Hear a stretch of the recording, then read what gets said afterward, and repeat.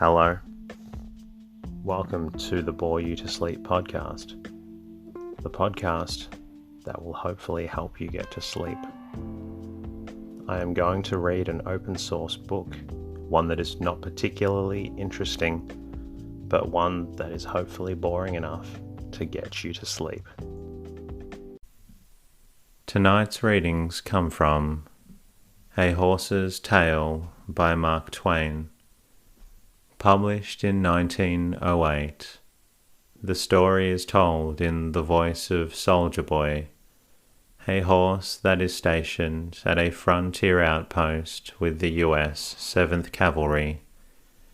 Soldier Boy is also Buffalo Bill's favorite horse. My name is Teddy, and I aim to help people everywhere get a good night's rest so they can have a productive day and achieve whatever they need to achieve. I read a different story every episode to help you get a good night's rest.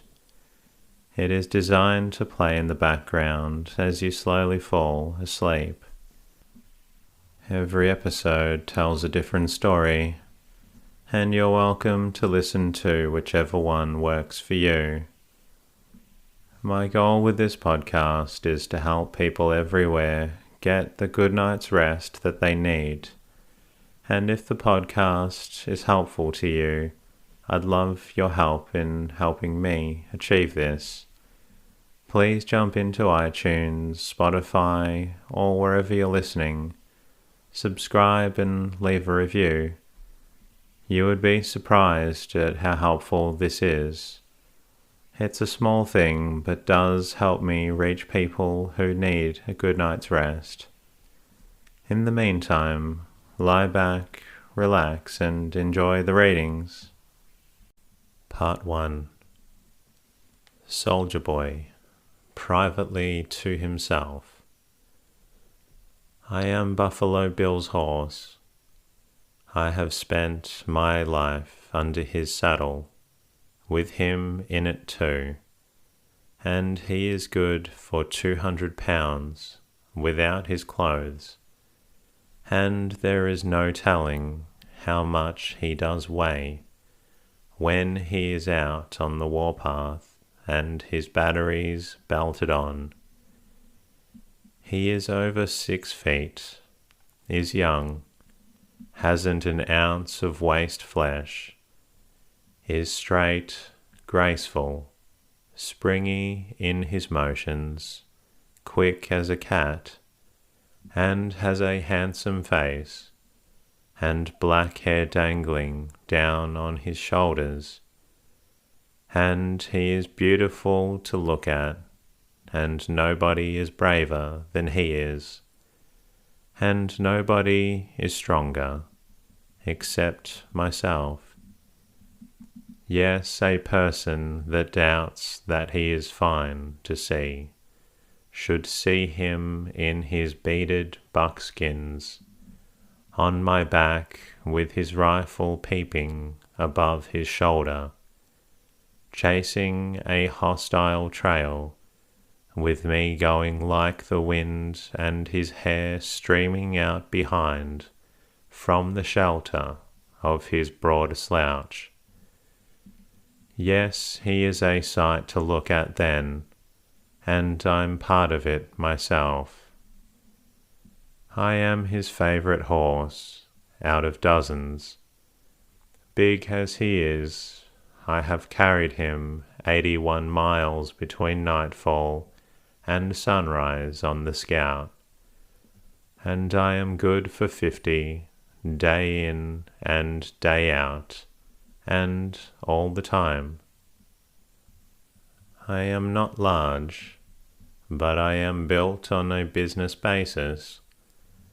I have carried him thousands and thousands of miles on scout duty for the army, and there's not a gorge, nor a pass, nor a valley, nor a fort, nor a trading post, nor a buffalo range in the whole sweep of the Rocky Mountains and the Great Plains that we don't know as well as we know, the Bulge calls.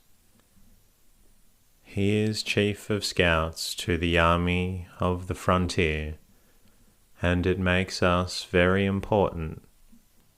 In such a position as I hold in the military service, one needs to be of good family and possess an education much above the common to be worthy of the place. I am the best educated horse outside of the hippodrome, everybody says, and the best mannered. It may be so. It is not for me to say. Modesty is the best policy, I think. Buffalo Bill taught me the most of what I know.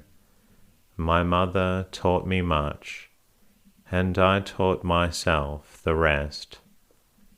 Lay a row of moccasins before me, Pawnee, Sioux, Shoshone, Cheyenne, and Blackfoot, and many other tribes as you please, and I can name the tribe every moccasin belongs to by the make of it.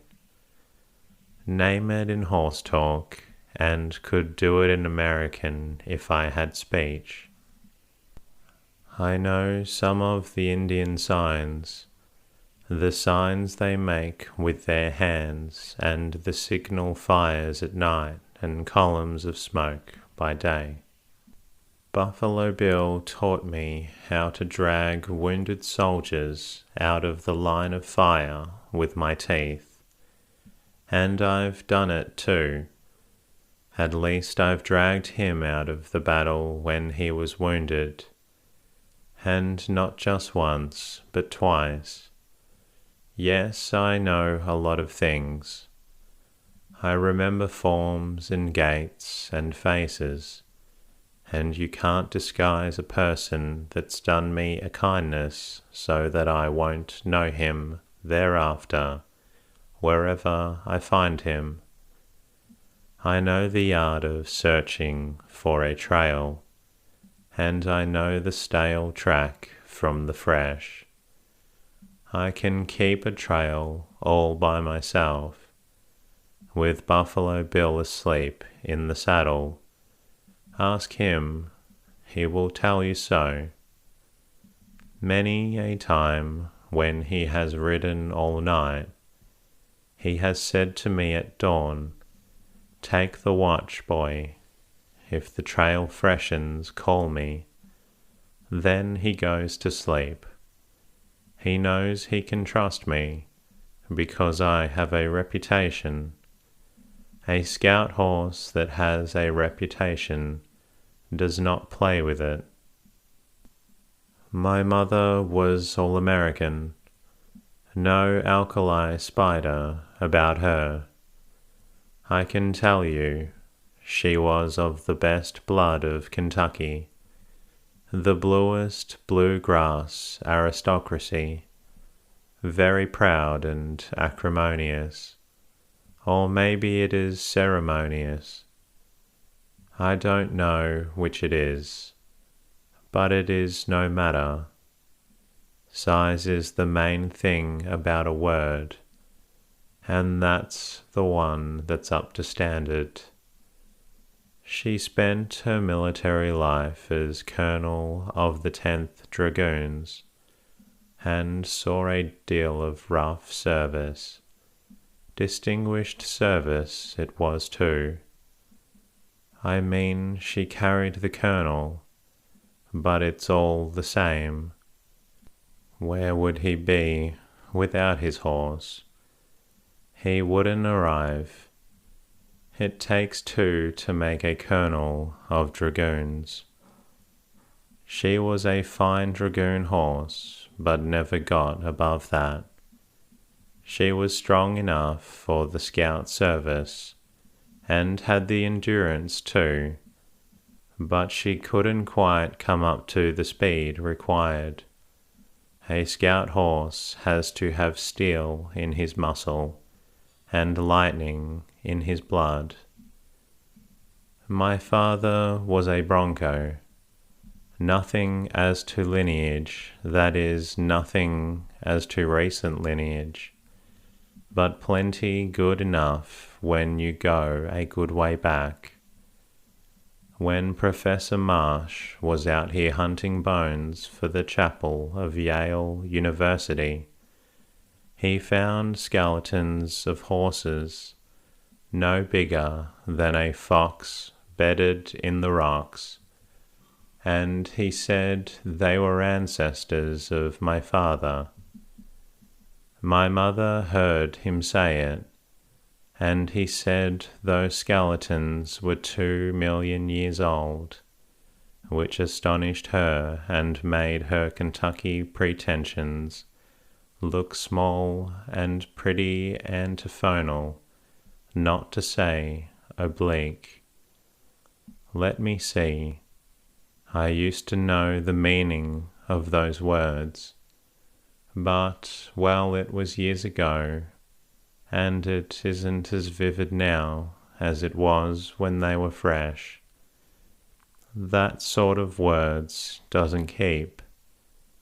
In the kind of climate we have out here, Professor Marsh said those skeletons were fossils. So that makes me part bluegrass and part fossils. If there is any older or better stock, you will have to look for it among the 400, I reckon. I am satisfied with it, and am a happy horse, too, though born out of wedlock. And now we are back at Fort Paxton once more, after a 40-day scout away up as far as the Bighorn. Everything quiet, crows and Blackfeet squabbling as usual, but no outbreaks and settlers feeling fairly easy. The 7th Cavalry still in garrison, here also the 9th Dragoons, 2 artillery companies and some infantry, all glad to see me, including General Allison, commandment. The officers, ladies, and children well, and called upon me with sugar. Colonel Drake, 7th Cavalry, said some pleasant things. Mrs. Drake was very complimentary, also Captain and Mrs. Marsh, Company B, 7th Cavalry, also the chaplain, who is always kind and pleasant to me, because I kicked the lungs out of a trader once. It was Tommy Drake and Fanny Marsh that I furnished the sugar. Nice children, the nicest post, I think. That poor orphan child is on her way from France. Everybody is full of the subject. Her father was General Allison's brother, married a young, beautiful Spanish lady 10 years ago, and has never been in America since. They lived in Spain a year or 2, then went to France. Both died some months ago. This little girl that is coming is the only child. General Allison is glad to have her. He has never seen her. He is a very nice old bachelor, but is an old bachelor just the same, and isn't more than about a year this side of retirement by age limit. And so what does he know of taking care of a little maid 9 years old? If I could have her, it would be another matter, for I know all about children, and they adore me. Buffalo Bill will tell you so himself. I have some of this news from overhearing the garrison gossip. The rest of it I got from Potter, the general's dog. Potter is the Great Dane. He is privileged all over the post, like the Shekels, the 7th Cavalry's dog, and visits everybody's quarters and picks up everything that is going in the way of news. Potter has no imagination and no great deal of culture. Perhaps he has a historical mind and a good memory, and so he is the person I depend upon, mainly to post me up when I get back from a scout. That is, if Shekels is out on depredation, and I can't get a hold of him. Chapter 2. Letter from Rouen to General Allison. My dear brother-in-law, please let me write again in Spanish. I cannot trust my English, and I am aware from what your brother used to say that army officers educated at the Military Academy of the United States are taught our tongue. It is as I told you in my other letter.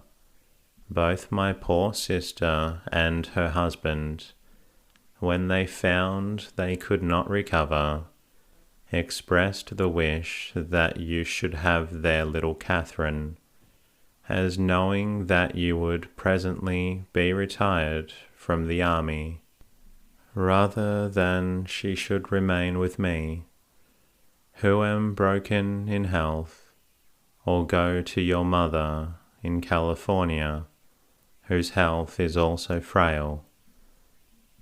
You do not know the child, therefore I must tell you something about her.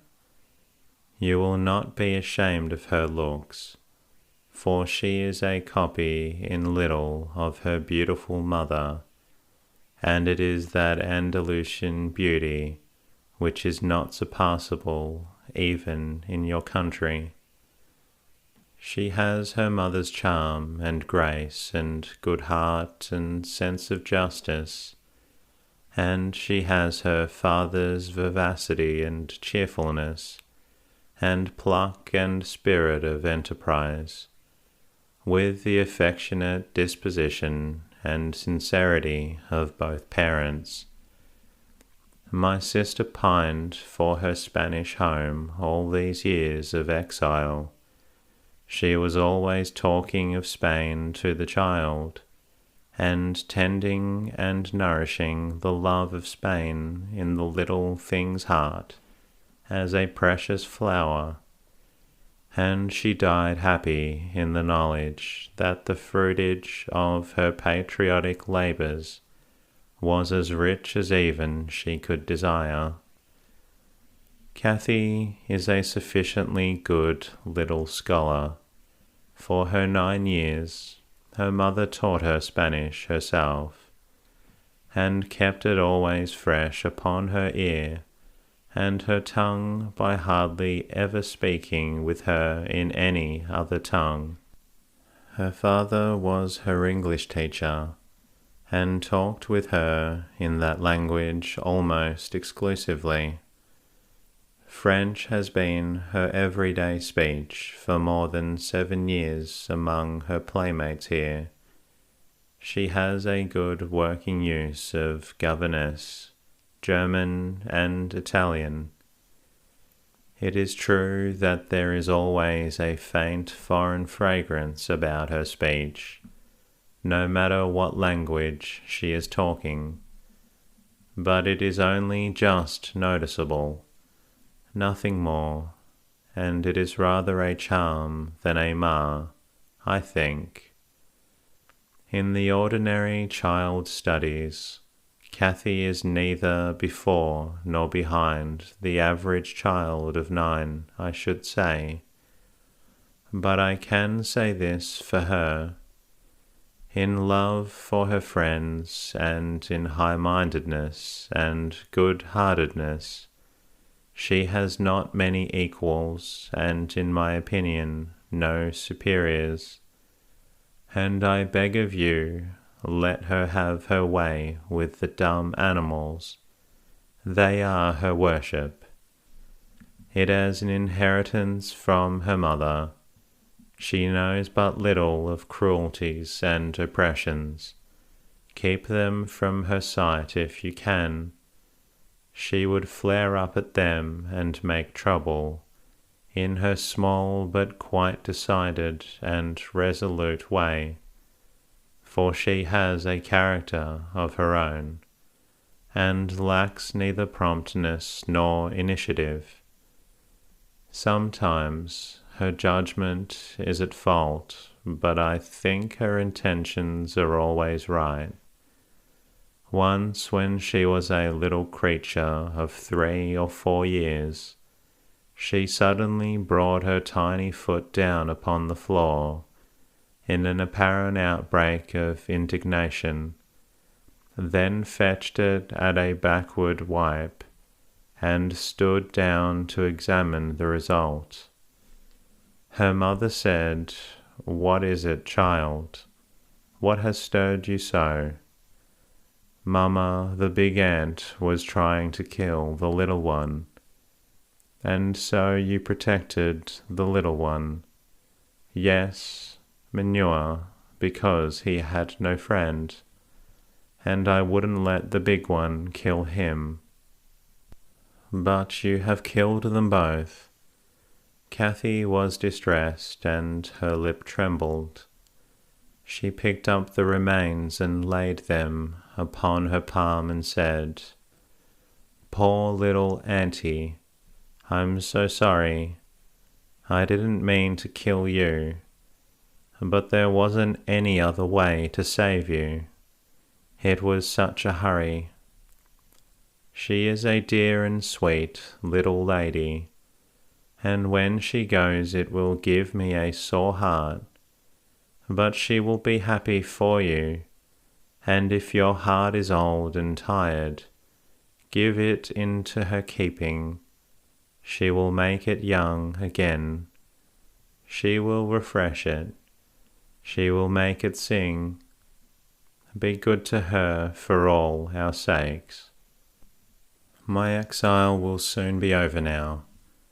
As soon as I am a little stronger, I shall see my Spain again, and that will make me young again.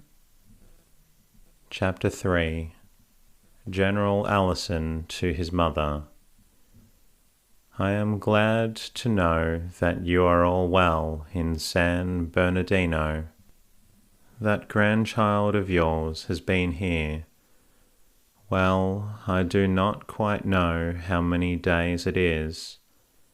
Nobody can keep account of days or anything else where she is. Mother, she did what the Indians were never able to do.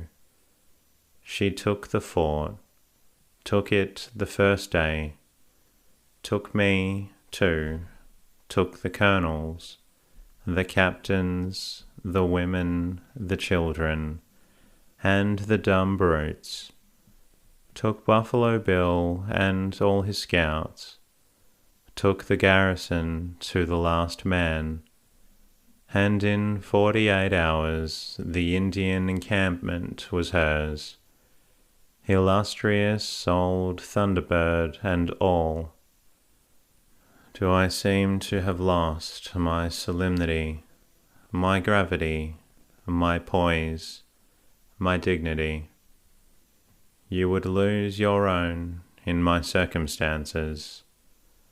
Mother, you never saw such a winning little devil.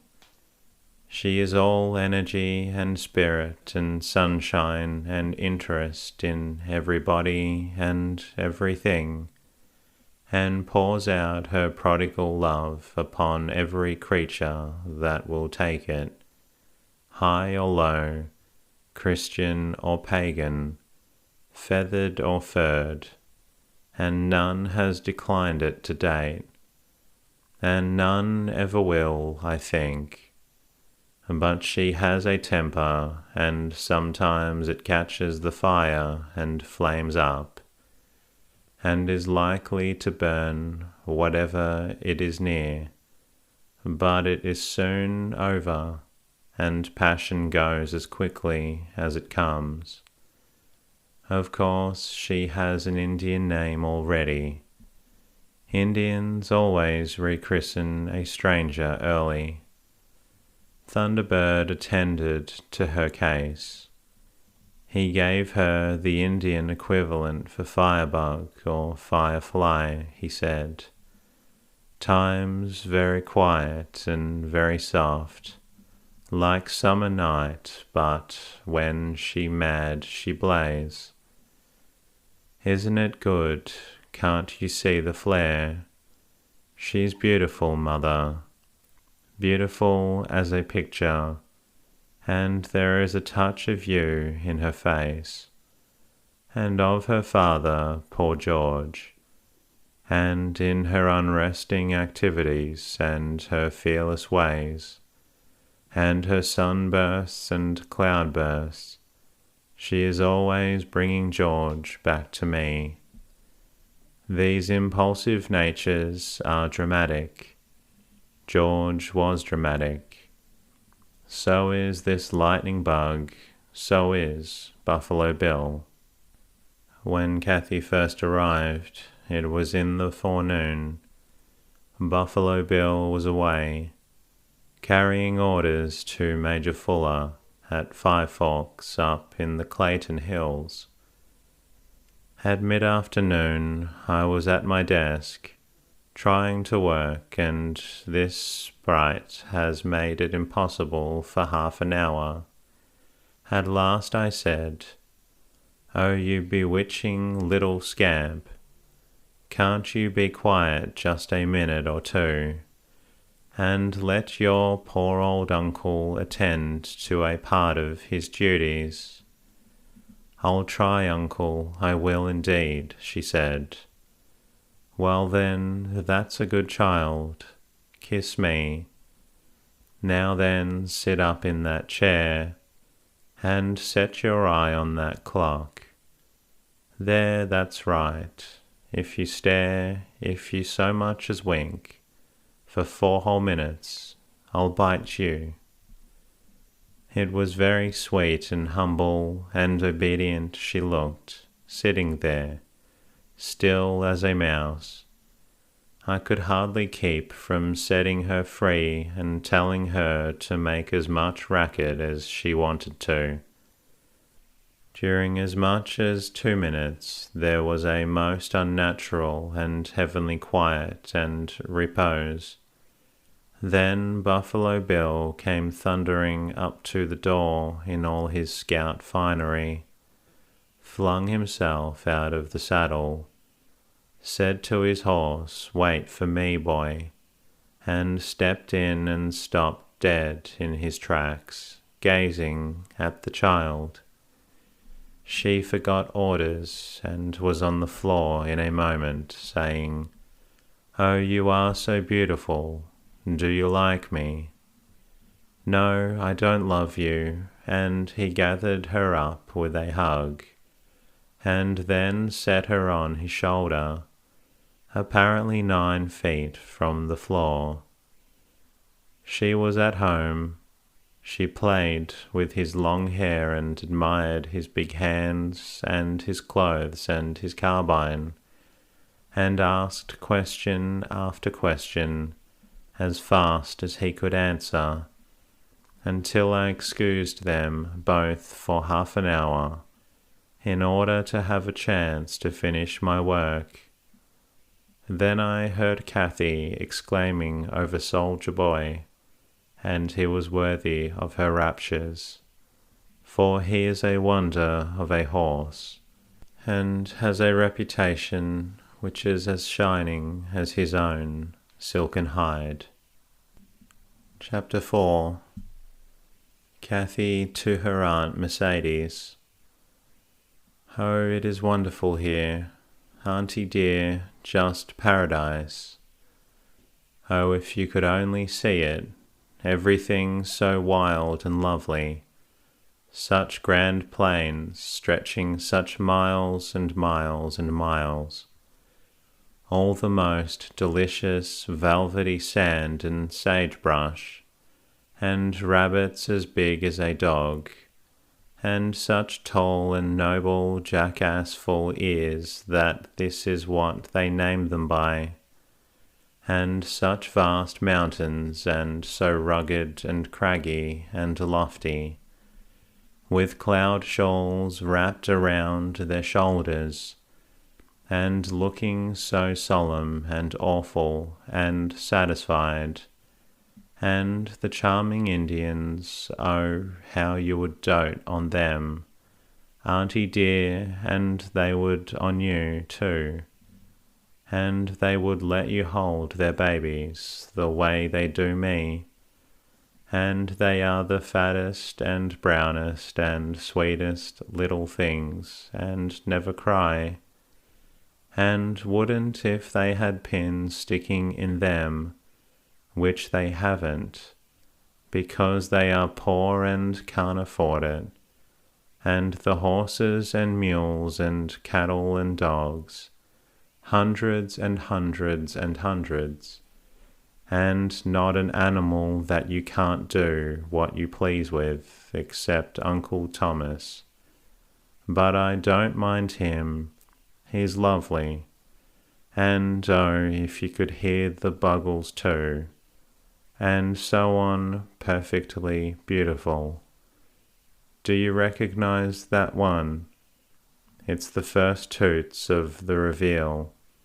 It goes, dear me, so early in the morning. Then I and every other soldier on the whole place are up and out in a minute, except Uncle Thomas, who is most unaccountably lazy. I don't know why, but I have talked to him about it, and I reckon it will be better now.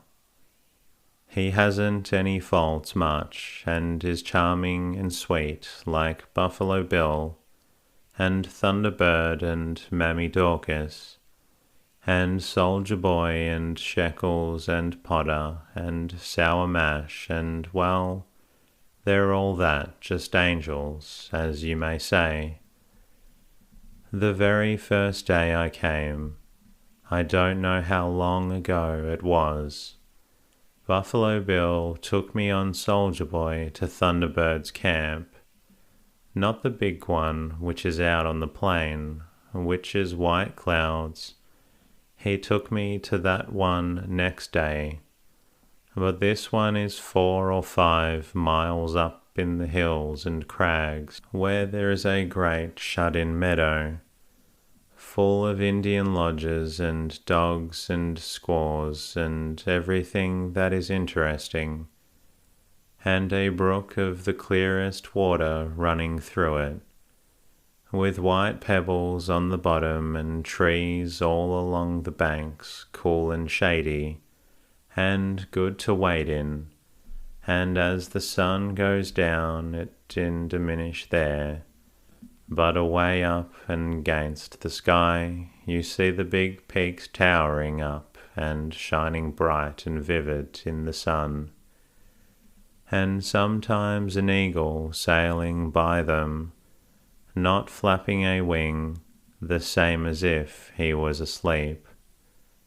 and young Indians and girls romping and laughing and carrying on around the spring and the pool, and not much clothes on except the girls and dogs fighting, and the squaws busy at work, and the bucks busy resting, and the old men sitting in a bunch smoking and passing the pipe, not to the left but to the right, which means there's been a row in the camp and they are settling it if they can, and children playing just the same as any other children, and little boys shooting at a mark with bows, and I cuffed one of them because he hit a dog with a club that wasn't doing anything, and he resented it, but before long he wished he hadn't.